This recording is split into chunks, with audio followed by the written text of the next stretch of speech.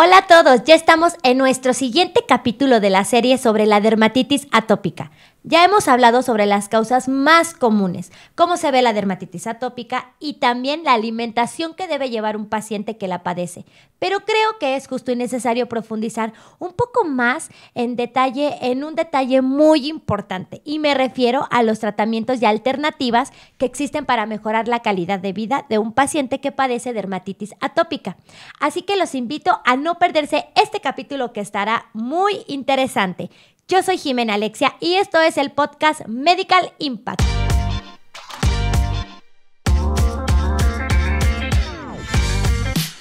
Hoy vamos a hablar más acerca de los tratamientos que existen para la dermatitis atópica, mejorar la calidad de vida de un paciente, tanto pediátrico como adulto, que padece esta enfermedad de la piel. Es fundamental, pues como ya lo hemos visto, la dermatitis atópica puede acarrear incluso problemas psicológicos. Para hablar más sobre los tratamientos para la dermatitis atópica, nos acompaña el día de hoy la doctora Claudia Cázares, que es dermatóloga. Bienvenida, doctora. Muchas gracias. Bueno, pues arranquemos con nuestra siguiente pregunta, doctora. Empecemos dando un repaso de los aspectos generales y el cuidado de la dermatitis atópica. Para dejar claro a nuestra audiencia, ¿nos puedes contar qué cuidados necesita un paciente con dermatitis atópica? Ok, pues lo primero que tenemos que hacer es entender que el paciente con dermatitis atópica no tiene esta adecuada barrera de la piel que funciona normalmente para protegernos del ambiente que tenemos externamente. Entonces, necesitamos tomar precauciones como la rutina que tenemos. Los baños tienen que ser cortos, menos de 10 minutos, con el agua más tibia posible. Entre más caliente el agua, más inflamación y más comezón vamos a tener. No tallar la piel. Es súper importante que la gente aprenda que lo que te va a limpiar el cuerpo es la elección de tu jabón, no el tallado. Entonces, friccionar mucho la piel o ser agresivos también nos puede traer complicaciones. Necesitamos jabones suaves, sin detergente, sin aroma. Es muy importante. También ya hay un grupo de algunos jabones que no tienen detergentes dermatológicos que nos ayudan mucho a retener un poquito más de humectación y evitar algunos irritantes como los suavizantes. Podemos utilizar vinagre en vez de suavizantes, que cumplen esta función como de alisar un poco la tela y no huele mal. Les prometo que huele al jabón que usen. Jabones líquidos o podemos utilizar estos que son en barra como bolas y también evitar pues todo tipo de aromas, por ejemplo los perfumes. Si les gustan mucho, quieren usarlos, pueden hacerlo encima de la ropa, no sobre la piel. ¿Qué tabús hemos cargado? Porque casi siempre lavamos la ropa con jabón porque creemos, ay, va a oler rico, pero no nos podemos imaginar el daño que nos estamos causando en la piel. Y otra cosa que también mencionó la doctora, ya deshágase de su zacate de baño, ya tire su zacate de baño, ya lo mencionamos en capítulos anteriores, porque solamente nos van a dañar la piel con la manita y nos habían dicho también que con jabón que no tenga justo perfumes para no irritar, o sea que sea neutro, para que no se lastime la piel. Entonces, ya una vez entendido y repasado el cuidado de la piel, continuemos con la siguiente pregunta. Además de estos cuidados, ¿existen productos no farmacológicos que ayuden a curar la dermatitis atópica? Ok, pues curar es aventurarnos a decir mucho porque la dermatitis atópica es una enfermedad que se puede controlar pero que no se puede curar. Entonces, evitar todos estos productos milagro que te prometen una curación porque eso no va a pasar. Un paciente puede estar muy bien controlado y tener periodos libres de enfermedad largos con prevención. Entonces, hay aspectos que tenemos que cuidar como los que ya mencionamos como aspectos generales de rutina. Alimentación, es muy raro que tengamos alergias alimentarias puras, es súper raro, pero sí hay algunos alimentos que contienen altos niveles de histamina. La histamina es una sustancia que aporta esta sensación de comezón. Entonces, algunos embutidos, lácteos, nueces, frutos rojos, pescados, mariscos, por ejemplo, no necesariamente es porque el paciente sea alérgico, sino que porque si está cerca de tener un brote y consumimos este tipo de productos altos en histamina, pues va a ser como la gota que derrama el vaso. Entonces es muy importante determinar a los pacientes si realmente hay alergias o si también hay alimentos que relacionan con un mayor cuadro de la alergia. Entonces tenemos que checar como estos aspectos de los pacientes que aunque parezcan muy bobos o no los tomamos en cuenta, sí pueden marcar una diferencia entre tener un brote o una exacerbación o estar controlado. Ok, o sea, por ejemplo, podemos tener alergias a este tipo de, sin saber, yo puedo comer, como mencionaba, doctora, como mencionabas, nueces, y puedo desarrollar alergia sin yo saberlo. Pues realmente uno no sabe si es alérgico hasta que hasta que pruebas o tal medicamento, pero más bien que si estás teniendo un brote de dermatitis atópica o estás teniendo comezón, pues realmente tal vez no sea la opción más inteligente sería comer nueces, ¿no? O si tú ya viste que cierto alimento te causa algún síntoma, pues lo mejor sería eliminarlo. Muy bien, una vez dicho esto y entendido esto, vamos con nuestra siguiente pregunta. Bien, en nuestra pregunta tenemos que además de estas alternativas, imagino que hay medicamentos que pueden ayudar con la dermatitis atópica. Sí. ¿Cómo es eso? Sí, pues hay medicamentos que se llaman de primera línea, que es como las primeras elecciones que tú tienes que tener ante cierto cuadro. Por ejemplo, la dermatitis atópica, los esteroides son los reyes. Los esteroides son súper buenos medicamentos, son maravillosos, pero el gran pero es que no están controlados, ¿no? Aquí en México yo pienso, creo que cualquier dermatólogo coincide conmigo, o cualquier médico deberían de ser bajo prescripción médica con una receta, porque son muy buenos siempre y cuando vayan de la mano de un dermatólogo o de un inmunólogo, que el paciente no se los tome por decisión propia, porque funcionan también que el paciente abusa de ellos, y los esteroides no se pueden mandar por periodos prolongados de tiempo. Si son un buen tratamiento de ataque, o sea, cuando tenemos una exacerbación, pero no son tratamientos de mantenimiento. Entonces es muy importante entender que sí son muy buenos, pero siempre tienen que estar llevados de la mano y hay que irlos quitando cuando se pueda. Cuando pues los esteroides cumplen su función o el paciente no tiene tan buenos resultados o presenta efectos adversos que se llama corticoestropeo por el abuso, tenemos también otro tipo de medicamentos que se llaman inhibidores de la calcineurina. Actúan muy similar a los esteroides sin los efectos adversos. El gran pero pues el precio. Son mucho más costosos que los esteroides. Los esteroides son muy accesibles, pero los inhibidores de calcineurina suelen ser bastante costosos, muy efectivos también, pero pues el costo a veces implica en que se pueda tener o no un tratamiento. También tenemos antihistamínicos, que los usamos muchísimo. Los antihistamínicos son como muy famosos por usarse en las alergias. Esto nos van a ayudar con la comezón. Un paciente con dermatitis atópica necesita poder controlar su comezón. Y la comezón no es voluntario, rascarse no es voluntario. Entonces, pues decirle a un paciente con dermatitis atópica no te rasques es como decirle a un deprimido, pues no estés triste, ¿no? Échale ganas. Es algo muy ridículo. Entonces sí necesitamos que los pacientes usen antihistamínicos. Igual hay varios tipos de antihistamínicos que dan sueño, hay unos que no. Y a veces este efecto adverso de dar sueño resulta benéfico. Entre mejor descansa un paciente, mejor va a estar controlada su comezón. Entonces a veces son muy útiles los antihistamínicos que pueden dar sueño, pero pues no los podemos dar en la mañana, por ejemplo. Entonces tenemos a los otros antihistamínicos que no son sedantes y son muy muy buenos y son cruciales en el tratamiento con dermatitis atópica. Tenemos también los emolientes, que ahorita vamos a hablar un poquito más de ellos, pero prácticamente tenemos que recordar que el paciente con dermatitis atópica tiene un gen mutado para una sustancia que se llama filagrina. La filagrina es la que nos mantiene la barrera de la piel. Entonces, el paciente con dermatitis atópica no tiene muy bien esta función. Hay que hacer una barrera, por así decirlo, y para eso están los emolientes, que son pilares para la prevención de los brotes o las exacerbaciones.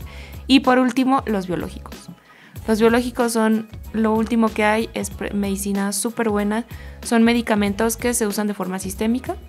Generalmente vienen para dermatitis atópica, hay una forma tomada y hay otro medicamento que es inyectado, que son como vacunas, por así decirlo. No son las mismas vacunas que la alergia, son medicamentos que tienen blancos específicos o que son moléculas que atacan una enfermedad específicamente. Entonces son muy buenos, son de muy buena calidad.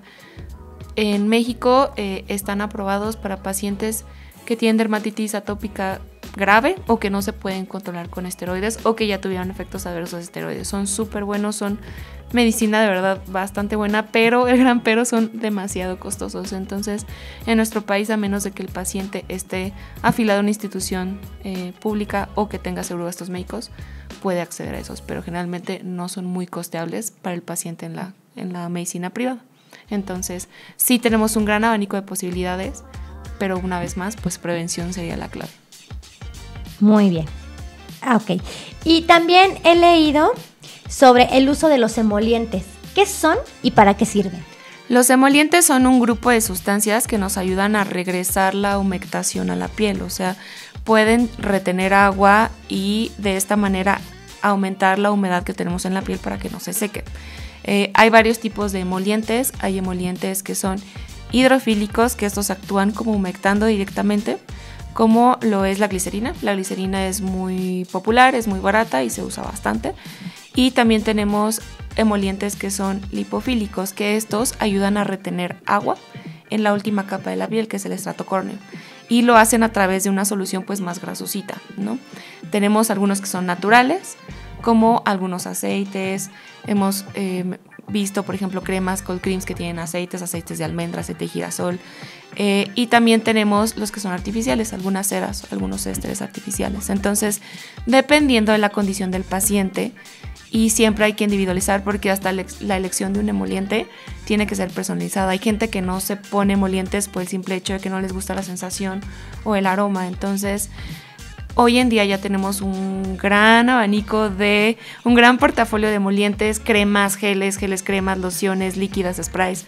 Entonces, prácticamente lo que tenemos que hacer es individualizar el emoliente que va a utilizar cada paciente y sí tratar de ver qué es lo que no le gusta de un emoliente, porque si podemos mejorar eso, el apego a ponerse emolientes va a ser mucho mejor.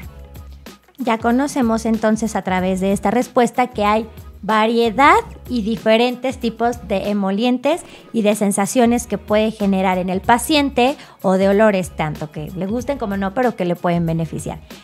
Entonces, para finalizar esto, ¿qué conclusión nos dejas, doctora, acerca de esto del tema que tuvimos hoy de la dermatitis atópica? Pues que los pacientes con dermatitis atópica tienen que tener un tratamiento individualizado y no nada más hay que sacarlos del problema cuando tienen la exacerbación. Es muy importante la educación al paciente. ¿Qué puede hacer él? ¿Qué puede modificar para evitar que tenga exacerbaciones y para mejorar su calidad de vida? Los pacientes con dermatitis atópica grave tienen muy mala calidad de vida, entonces todos ameritan tratamiento, no importa la gravedad, siempre hay que tratar, ya sea una muy leve con emolientes o una muy grave con biológicos. El paciente siempre tiene que estar bien informado y nosotros tenemos que ayudarle y facilitarle las herramientas para que comprenda su enfermedad y en la medida de lo posible pues pueda hacer las cosas que sean necesarias para evitar exacerbaciones. Entonces, mucha crema, no se tallen, ponerse fotoprotector también es muy importante y siempre acudir con especialistas ante el cuadro. Algo que platicaba yo con la doctora ahorita que dijo del protector solar, que es muy importante, como bien dice la doctora, no es opción. Sí usen protector solar porque no sabemos, pero puede generar enfermedades. Platícanos, doctora, ¿qué tipo de enfermedades puede desarrollar el no usar el protector solar? Que pues el fotoprotector, antes se le llamaba protector solar porque pues realmente nuestros padres, nuestros abuelos, inclusive nosotros en alguna parte de nuestra infancia no tuvimos la necesidad de poner protección contra luz que no existía, no teníamos tantos dispositivos electrónicos, no estábamos tan enfrente de tanta luz, entonces aunque uno no salga, a menos de que ibas a oscuras, pues no te lo pongas, pero cualquier tipo de luz, computadoras, celulares, pantallas, luces prendidas, calor, es radiación. La radiación no nada más quema, la radiación altera tu sistema inmunológico, entonces cualquier enfermedad que tenga que ver con alteraciones de tu sistema inmunológico como vitiligo, lupus, dermatitis atópica, inclusive con el acné, exponerse a la radiación todos los días te puede hacer que tengas mayor gravedad de estas enfermedades o activarlas, ¿no? Por ejemplo, como en el caso del vitiligo. Entonces, los pacientes desde que tienen 6 meses de edad tienen que usar fotoprotector en interiores cada 4 horas, en exteriores cada 2 o cada hora. Entonces, esto, como lo mencionaste, no es negociable, no es como que yo hoy no salí, no me voy a poner. Pues bueno, usaste un celular, prendiste una luz, ya con eso es suficiente. Y ahorita ya se llaman fotoprotectores o protectores de luz, porque no nada más es necesario cubrirse de la radiación del sol, que sí es la peor, sí es la que te va a dar cáncer, pero la radiación artificial te va a dañar, te va a inflamar y te va a empeorar cualquier condición de la piel. Entonces, somos muy insistentes los dermatólogos en el uso del fotoprotector cada 4 horas en todas las zonas donde no te cubra la ropa: orejas, cuello, escote, brazos, manos, inclusive en el dorso de los pies cuando traemos guaraches. Entonces, esto díganselo a quien más confianza le tengan, a quien más quieran, pero cambiemos esta cultura. Nadie nos enseña a usar fotoprotector, pero pues cuando alguien se los diga o se los mencione, pues procuremos ser lo más apegados posibles, ¿no? Ponerse una alarmita no está de mal, no está de más, porque hacerse un hábito es difícil cuando uno es adulto, pero de verdad, aunque solo fuera esta parte, ya mejoraríamos muchas condiciones de piel. Y sobre todo se pueden evitar problemas y enfermedades serios si ustedes se ponen el fotoprotector solar, que es muy importante. Entonces, para que se eviten problemas, no lo hagan. Y rápido, tips que nos quiera decir, uso de crema después de bañarnos, cómo ponernos, tipos de jabones del cuerpo, sin aroma, como sea, unos tips, doctora. Pues jabones que no tengan pHs más ácidos. Nuestra piel es ácida y esa acidez por definición nos hace una capita que se llama factor de humectación natural, que es como nuestra grasita. Pacientes con dermatitis atópica o sin dermatitis atópica, lo menos que quieres hacer es quitar ese factor de humectación. Por eso los jaboncitos pues más ácidos, que no tengan detergentes, hay un tipo de jabones que se llaman Sindets, que son pues como jabones sin detergente, que te limpian igual, pero no te quitan este mantito de protección. Los emolientes, lo mejor es cuando acabas de bañarte, cuando toda la piel está un poco húmeda, mejoran su absorción. Pieles muy secas, emolientes más pesados, como más cremosos o bálsamos. Pieles como más húmedas o climas más cálidos, lociones o geles humectantes que sean mucho más fáciles de absorber y que no tengan residuo. Y si hay piel muy seca, también pueden hacerlo 2 o 3 veces al día, sobre todo en partes donde ya conocemos, por ejemplo, la dermatitis atópica, cuello, en la parte de aquí los antebrazos, en la parte de atrás de las rodillas, zonas expuestas al sol, pues también. Y lo último, el fotoprotector. Siempre el fotoprotector va a ser el último paso. Bien, pues ya una vez aclarado y hablado este tema y respondido nuestras preguntas, muchas gracias por haber estado aquí, doctora Claudia, por responder estas interesantes preguntas, que ya se nos aclara como más el panorama. Y recuerden, cuidar mucho de su piel, seguir todas estas indicaciones y acudir siempre con un especialista. Eso es muy importante. Acudan con su especialista y no olviden cuidar siempre de su piel. Pues muchas gracias, y gracias también a ustedes por habernos acompañado una vez más en esta interesante serie. Recuerden que pronto estaremos subiendo un nuevo episodio de nuestro podcast en las principales plataformas como Spotify y YouTube. Yo soy Jimena Alexia y los espero en el próximo episodio del podcast de Medical Impact. Hasta la próxima.